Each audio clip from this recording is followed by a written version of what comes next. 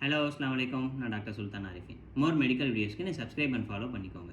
என்னோட hiccups video கீழே ஒரு கமெண்ட் வந்துருந்துச்சு, பேபிஸ்க்கு ஏன் அடிக்கடி ஹிக்கப்ஸ் வருதுன்னு. ஃபர்ஸ்ட் ஒன்று தெரிஞ்சுக்கோங்க, பேபியோட நர்வஸ் சிஸ்டம் ப்ராப்பராக டெவலப் ஆகிருக்காது, அதனால ஃப்ரீக்வெண்ட்டாக உங்களுக்கு ஹிக்கப்ஸ் டெவலப் ஆகும். என்ன ரீசன்னா, நீங்கள் ஓவராக ஃபீட் பண்ணுறது, ஃபாஸ்ட்டாக ஃபீட் பண்ணும்போது பொசிஷன் கரெக்டாக மெயின்டைன் பண்ணேன்னா ஏர் உள்ளே போகும், அதனால ஹிக்கப்ஸ் டெவலப் ஆகும். அண்ட் சடனாக டெம்பரேச்சர் இன்க்ரீஸ் ஆகுறது, இதெல்லாம் ஒரு ரீசன். இதை எப்படி அவாய்ட் பண்ணுறது? ஃபீட் பண்ண உடனே பேபியை படுக்க வச்சிடக்கூடாது. ஒரு 10 to 15 மினிட்ஸ் நல்லா அவங்களுக்கு முதுகை தட்டி கொடுத்து அதுக்கடுத்து தூங்க வச்சிங்கன்னா அவங்களுக்கு நல்ல தூக்கமும் வரும், ஹிக்கப்ஸும் வராது. டெம்பரேச்சர் கரெக்டாக மெயின்டைன் பண்ணுங்கள்.